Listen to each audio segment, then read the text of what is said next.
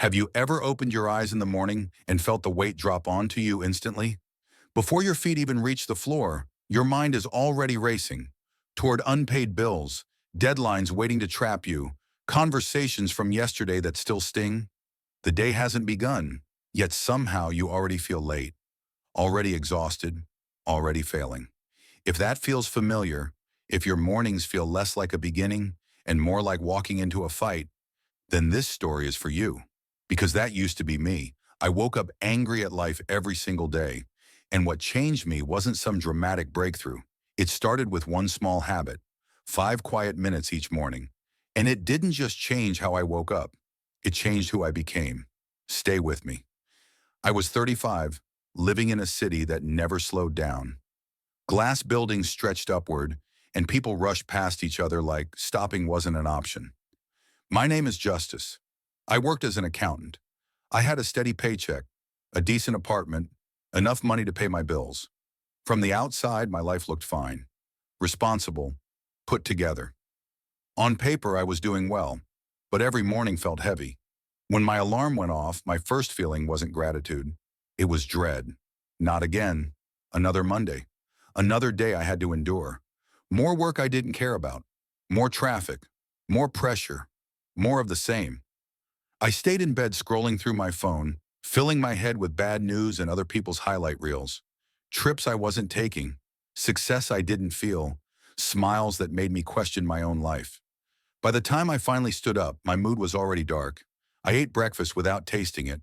My body sat at the table, but my mind was already at work, imagining meetings, anticipating problems, replaying frustrations from the day before. One morning over coffee, my girlfriend Sarah looked at me and asked something that stopped me cold. Justice, when was the last time you actually enjoyed waking up? I stared into my cup, searching for an answer that wouldn't come. After a long silence, I told the truth. I don't know. Maybe when I was a kid, before everything got complicated. She reached across the table and took my hand. You're alive. You're healthy. You're loved. But you wake up like life is something you're being punished with, not something you've been given. It hurt because it was true, and yet I didn't know how to change. Negativity felt automatic, effortless, like breathing. I kept telling myself the same promise. I'll be happy when things get better, when I get promoted, when I make more money, when life gets easier. But when never arrived.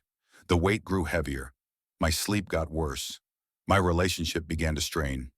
Even good things, a raise at work, a bright sunny afternoon, couldn't reach me. My mind pushed them away.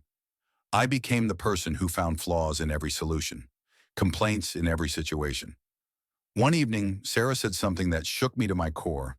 I love you, but I can't keep waking up next to someone who hates being alive in the morning. That night, I barely slept. I lay there staring at the ceiling, facing questions I'd avoided for years. When did I become this person? And how do I find my way back?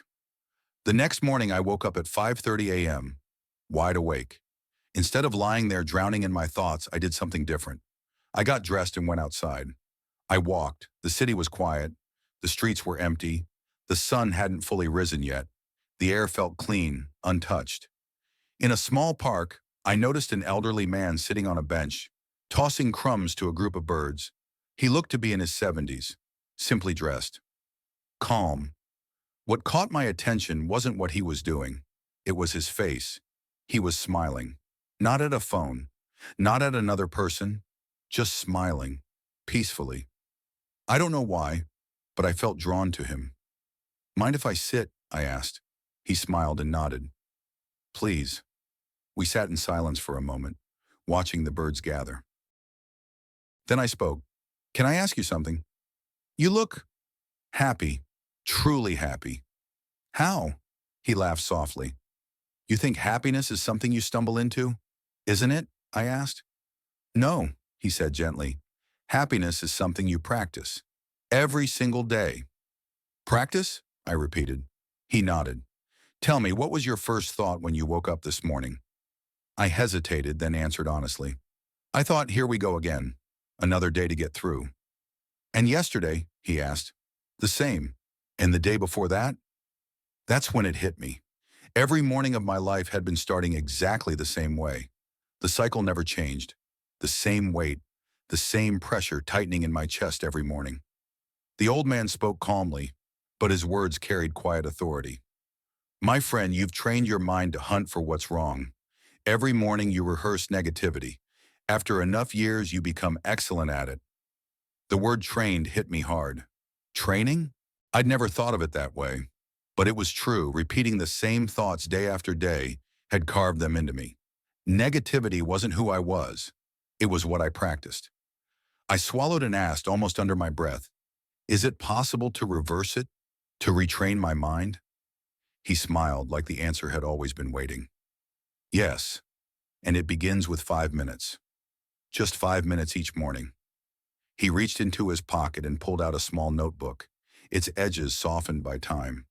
When he opened it, every page was filled with steady handwriting. For 20 years, he said, I've done the same thing every morning. Before I check my phone, before I think about work, before I let the world rush in, I write down 3 things I'm grateful for. I frowned. That's all? Just writing? He leaned down, picked up 2 stones and placed them in his hand. One was dark, one was light. Picture your mind as a garden, he said.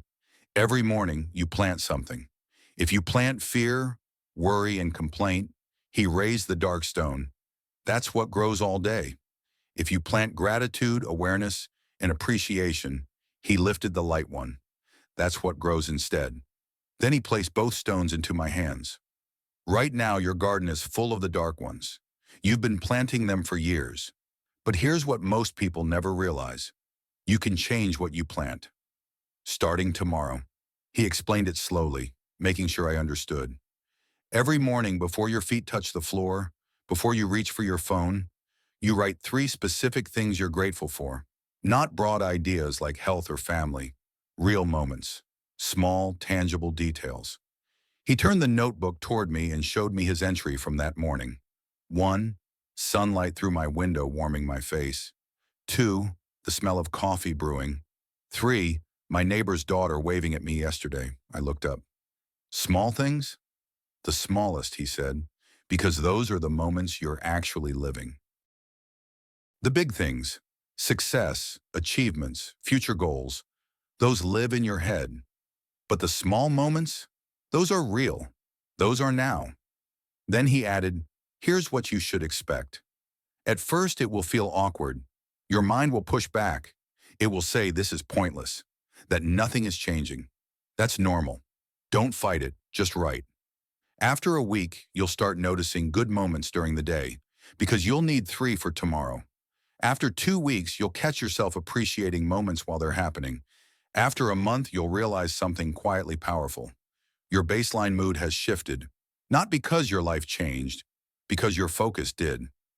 He closed his notebook, reached into his bag, and handed me a blank one. 30 days, he said. Just 30 days. Every morning.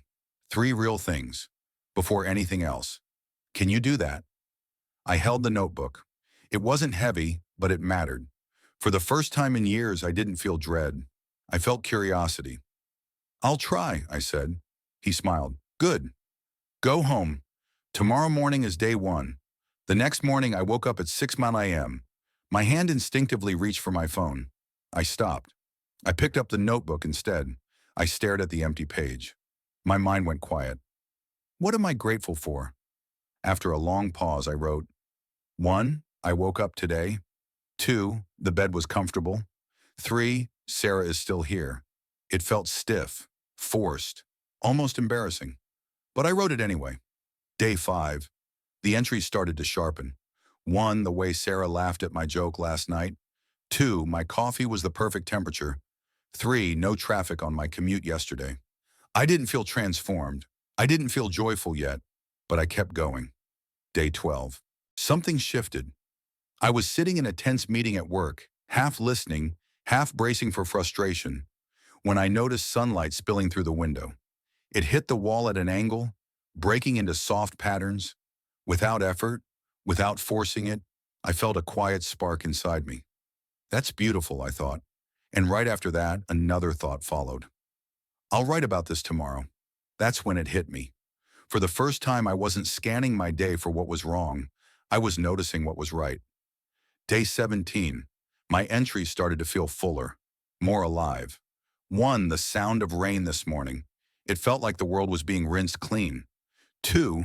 A coworker brought extra coffee for everyone without being asked. 3. The trees are turning greener. Spring is coming, Sarah noticed before I said anything. You seem lighter, she said one evening. What changed? I handed her the notebook. She read a few pages slowly, her eyes filled with tears. Justice, she whispered, you're coming back. Day 25. I woke up before my alarm. Not because I had to, because I wanted to. I was actually excited to write. That morning I wrote, 1. I woke up looking forward to the day. I can't remember the last time that happened. 2. Sarah sleeping peacefully next to me. 3. Realizing I have more control over my mind than I ever believed. Day 30. I returned to the park at 5:30 a.m. The old man was there, just like before, feeding the birds. I sat beside him and held out the notebook, now filled. I did it, I said. 30 days. He smiled. You were right, I continued. Everything changed, not my circumstances. Most of those are the same. But I changed. I see differently now. I feel differently. My voice caught. I didn't realize how much I'd lost until I started finding it again. Joy, appreciation, presence. I thought those parts of me were gone for good. He placed a hand on my shoulder.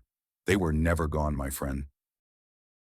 They were just buried under years of practiced negativity. You simply chose to practice something else. What do I do now? I asked. He didn't hesitate. You keep going. This isn't a 30-day challenge. It's a way of living. Some days will be harder. Some mornings you'll have to search longer for your 3 things, but they're always there. Always. 6 months later, I still write my 3 gratitudes every morning. It's no longer forced. It's as natural as breathing. My relationship with Sarah is stronger. My job hasn't changed, but my experience of it has. I still have bad days, but they don't swallow me anymore. And every few weeks, I meet the old man in the park. We sit in quiet companionship, watching the world wake up. Justice's story is your story. It's my story. It's the story of anyone who forgot how to appreciate the life they're living while chasing the life they think they need. Here's the truth that changed everything for me. You can't control what happens to you, but you can control where you place your attention. And where your attention goes determines how you experience your life. Right now, you have a choice. Tomorrow morning, you can wake up the same way you did today. Reach for your phone. Flood your mind with news and notifications. Start the day reactive and tense. Or you can choose differently. Tonight, before you go to sleep, place a notebook and a pen next to your bed, not your phone. A notebook. Tomorrow morning, before your feet touch the floor, before you check any device, write 3 specific things you're grateful for from yesterday. Not general ideas, real details. The taste of your coffee, a smile from a stranger, the comfort of your pillow, the fact that you can see, hear, and breathe. Do this every morning for 30 days, I promise you this. You won't just change your mornings, you'll change your life. Not because life suddenly gets easier, but because you get better at seeing the good that's already there. If this story reached you, if you're ready to change how you wake up and how you think, share it with someone who needs it. Write the first thing you're grateful for right now, even if it feels small. Let's practice together. I'll be back with another story to help you grow. Until then, remember this. Life doesn't improve by chance. It improves by choice. And that choice begins the moment you wake up tomorrow. 5 minutes of gratitude can change everything. Wake up grateful. Stay patient. Keep growing.